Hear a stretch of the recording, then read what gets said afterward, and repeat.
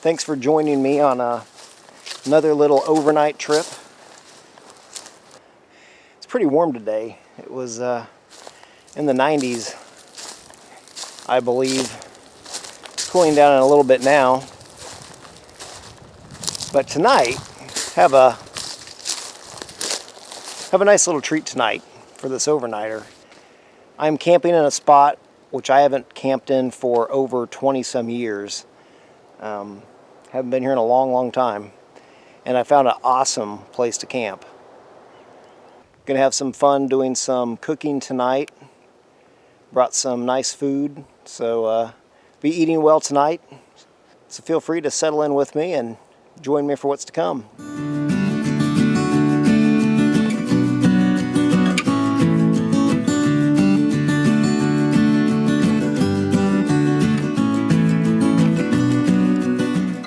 This area almost reminds me of camping up in the mountains where there's actually pine trees growing, because there's actually pine trees here. Lots of pine needles on the ground. This is definitely not something that you usually see in Kansas. I'm really loving this site. I haven't even gotten settled in yet. I have some stuff to do. There's not much sun left at all. Got to get some firewood pulled together because I got to get a fire going to cook my supper. So I have some stuff to do, and I'll get back with you. Not really any chance of it raining tonight, so I'm just going to rig the hammock up and sleep in that. I brought the U.S. Army, U.S. military whoopee poncho liner thing to use as a blanket, because somewhat unfortunately it's not going to get very cold tonight. I wish it'd get a little cooler. You know, somewhere in the 50s would be nice, but I think all we're going to manage is maybe upper 60s. So hopefully that poncho will help keep me a little bit more comfortable than I would have been in underneath a tarp or in a tent or anything.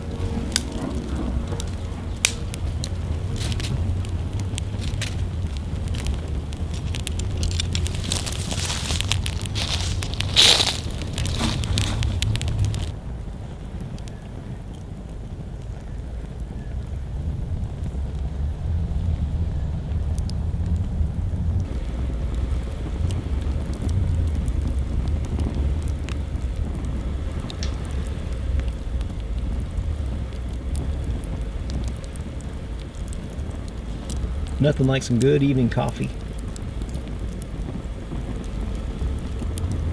I hope this is showing up well enough on the camera. It is pretty dark, it is pretty late, and I'm just getting started cooking supper. Obviously, if you've seen some of my other videos, a lot of times on these Friday evenings I wind up pulling out an MRE and just heating that up and eating it, because usually by the time I get off work and get stuff thrown in my truck and drive out to wherever I'm going to camp at, it's pretty late by the time I get out here. So it is convenient, but you know, I figured this time around it was time to cook something. So I kind of went all out. I got a sirloin steak, I got a nice potato, and I got some corn on the cob, and we have bugs on the steak. Yeah, there's catch and cook videos. Well, I didn't have time to go out and catch anything, so I was too busy at work doing CT scans of people. So I'll just call this buy and cook. I paid somebody else some money to go out and harvest an animal and cut a piece off of it for me. So I'm gonna cook up this steak. I think I'm gonna boil the potato, and I'm gonna cook the corn on the cob right in the coals.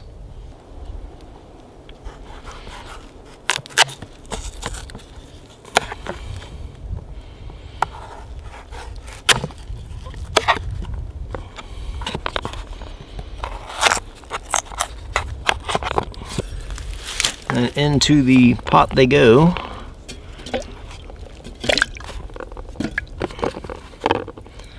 Heat up some water for coffee, but gonna need some more here.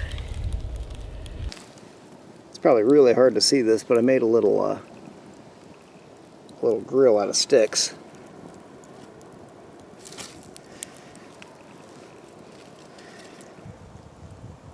So we have the steak grilling on its little broiler there. Have the corn on the cob, just left it in the husk and everything, and just tossed it on the coals there. Then we have the potatoes in the pot boiling.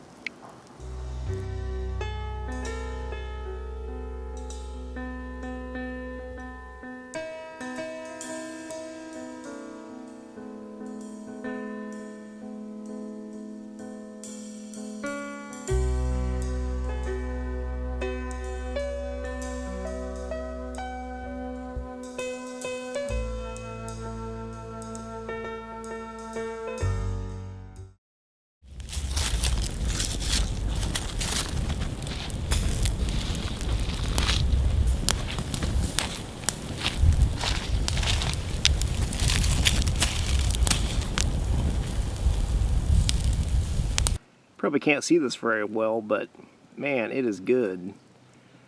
Good luck getting that out of an MRE. Yummy, yummy, yummy. All right, well, it's a real shame that this light probably is not doing this dinner justice. This is just awesome. Nice piece of steak, actually a piece that's way too big, but whatever. Corn on the cob, roasted over the coals, and some boiled potatoes, and a bug.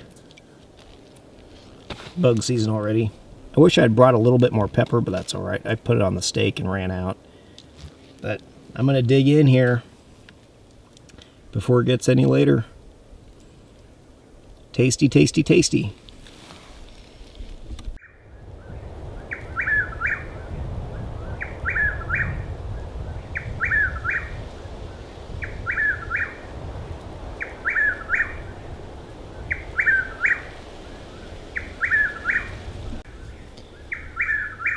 I wouldn't mind hearing the wind of the pines all night long.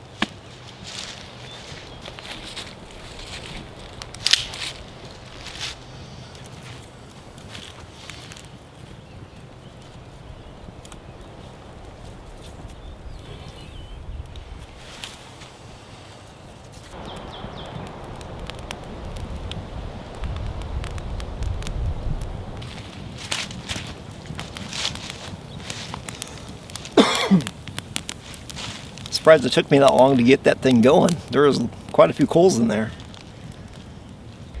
I know it sounds a little silly to say this, but I really love the smell of the pine wood burning. It's not really something that I smell a lot when I camp closer to home. Out in the mountains, yeah, I mean, you smell it all the time. That's most of what you're burning is pine and spruce, wood like that, but not out here. So it's kind of a treat smelling that pine wood smoke.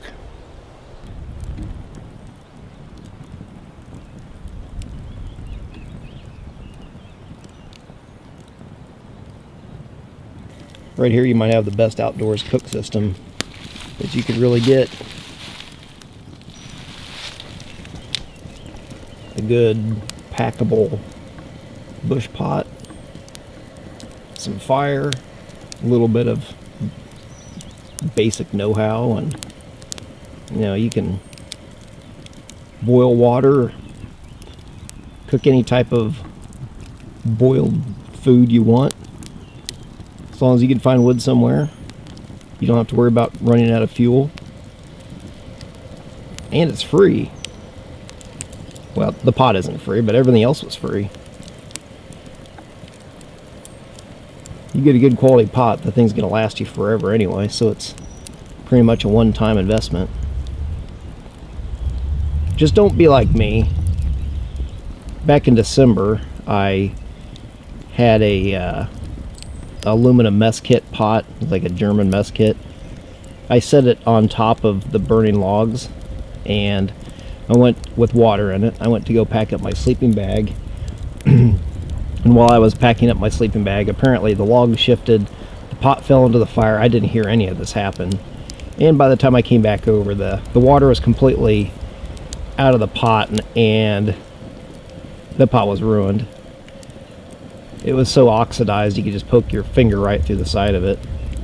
So lesson learned there for me. Don't walk away from your pots over the fire, because if they fall in there, you might not get them out fast enough if you don't see or hear it happen.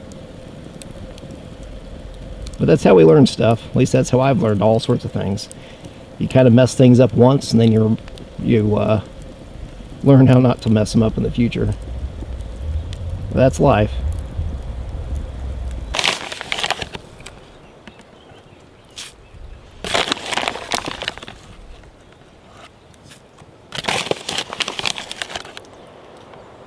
I really should get one of those collapsible little coffee drip cone things. This one, I put it inside of that Morris pot, and it fits in there just fine. The only problem is it takes up a fairly decent amount of space in there. I can still stick like the coffee filters and a Ziploc bag with some tea in there, so other stuff does fit in there. It's just I could get a lot more in there if I had a filter that collapsed down.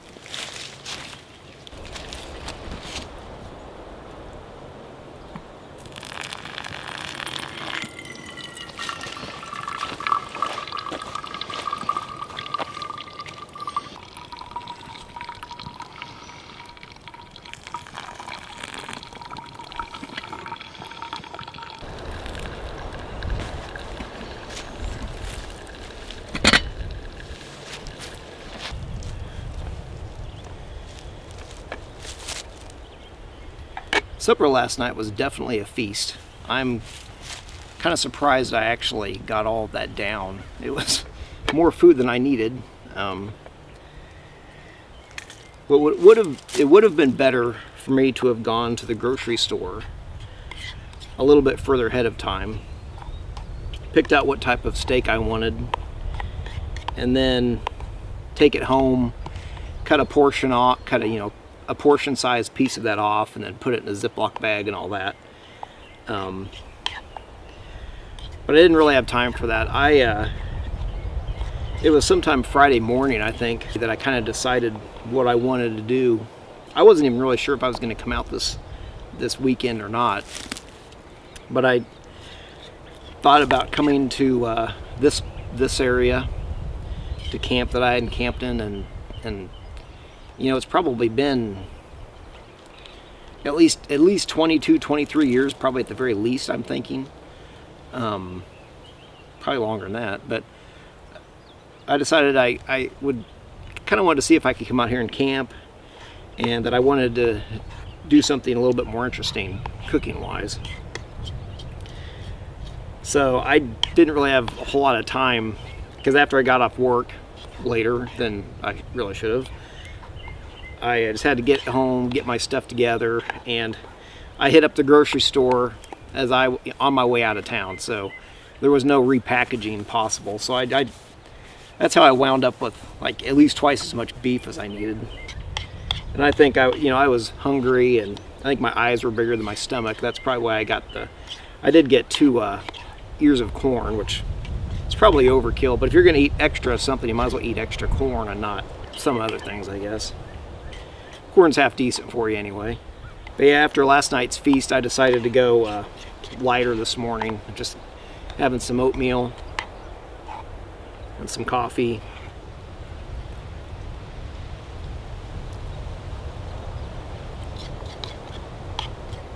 Now, I could have brought something to cook for the morning, but I didn't need to do that after that feast I had last night. And I ate pretty darn late too. By the time I got settled, I got here at around 7 o'clock last night, and then I found the campsite, strung up the hammock, went and got some firewood and all that, and by the time I actually got around to cooking, it was about 10 o'clock, a little after 10 o'clock. So I ate pretty late last night. By the time I finished up and everything, it was past 11. I don't know how well all of that video I shot of me actually doing the cooking is going to show up. It was pretty dark. I was trying to light things up as best I could, but we'll see how that turns out. But I had kind of three methods of campfire cooking going on there. I had the potato cut up in the pot boiling over the fire. I had the ears of corn just sitting right in the coals. And I didn't do anything special with those. I've heard in the past, you should peel the husks back, pluck out all of the tassels and all that, and maybe sprinkle some water in there or something, and then cover it back up with the husks, and then throw them in the coals. But I didn't do that. I've had pretty good results in the past by just tossing corn like over a grill or something like that, and that worked fine. It did burn through the husks in some spots and kind of toasted the kernels a little bit, but that didn't bother me at all. It has a little flavor and character to it, if nothing else. And then thirdly, I was broiling the steak, grilling the steak over the coals. I made a little broiler out of sticks, and that worked pretty well. By the end, I was holding it right over the just inches above the coals as the sticks of my little broiler were burning away. It kind of became a race between getting the steak done and when the little broiler was just going to totally burn up and disintegrate. But that worked out really well. Part of the reason why I got beef as opposed to like a pork chop or something, with the beef I didn't have to worry so much about how well it was cooked. As far as I'm concerned, with a piece of steak, as long as you kill the bacteria on the outside of it, however undone the middle of it is, doesn't really matter. But actually, when I cut into that steak, I was surprised. It was cooked through more than I thought it was going to be. Because at first I thought I was probably just kind of toasting the outside of it, but it was cooked through pretty nicely. It wasn't overdone. I definitely could have eaten it more rare than it was, but it was great. Pretty well, perfectly cooked. Yeah, that was one of the best meals I've had for quite a while. Out in the outdoors. But it's kind of a fun challenge that I just came out with a piece of meat, and I was just gonna have to find something in the environment to cook it with. I knew I'd build a fire, and I knew that I could, one way or the other, I could fashion some sort of cooking device to help me cook that. And you could always just throw the steak right on the coals. Let's get a nice bed of coals, just plop the steak right on there. I mean, you're probably gonna have to brush some bits of ash and little bits of ember off of it, but I think that's a workable option. It actually, at one point in time, while I was trying to flip the steak, it actually fell into the coals a little bit, so I pulled it out, and I didn't even notice. I thought it was going to be a little ashy, and it really wasn't. I never could have told the difference whether it had actually fallen in the coals or not. One of the old camping books, I think it's called like the Junior Book of Camping and Woodcraft. It was published back in the 40s, I think in the early 40s. I want to say the copyright was like 1943 or something. I think it was actually during the war, if I remember correctly. And it's a camping book for kids. But it has a lot of good know-how in it. It's a pretty cool book. It's a type of book that, like a camping book written for kids nowadays, probably wouldn't have a lot of the stuff in it, because this was, you know, real life. I don't really want to say adult outdoor skills, but it was, you know, the full gamut of stuff, and it was presented to kids. But it talks a lot about cooking stuff in that book. And one of the things it talks about is grilling a buffalo steak, I think they call it. And it's that method where you just plop the steak right on the coals. And I remember it says something about how, you know, dirty, you ask? Nonsense, nothing could be cleaner. You know, just brush off the coals and the ash and just eat it. And I always thought that was kind of funny. That was one of those books that I checked out, you know, found at the library when I was a kid. And then later, as I was an adult, it came to my mind, and I thought, you know, I wonder if I could find that book and get a copy of it. And sure enough, I could. Got a used copy of it, and it's great shape. I enjoy those old books. A lot of fun just to look through.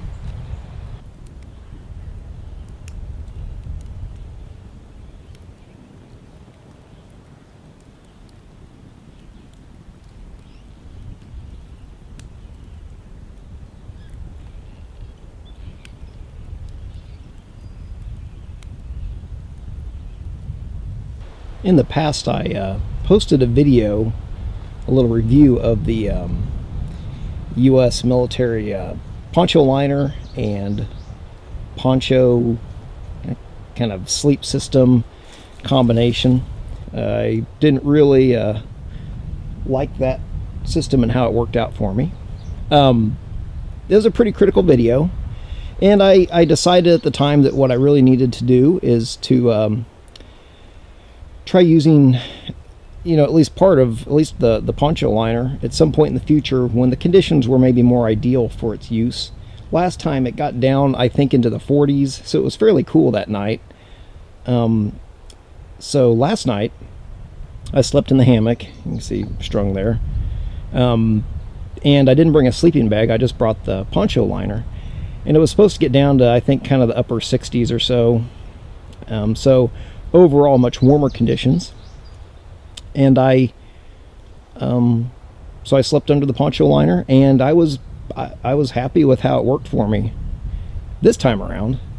You know, one big difference between what I did last time and what I did this time, other than the fact that last time I was on the ground, this time I was in a hammock, was that I dispensed with the poncho part of it. Before I had the poncho, I had the poncho liner folded up in that poncho, and the poncho served as a vapor barrier, and it kept all the moisture that my body was giving off overnight, and it really made for a damp night.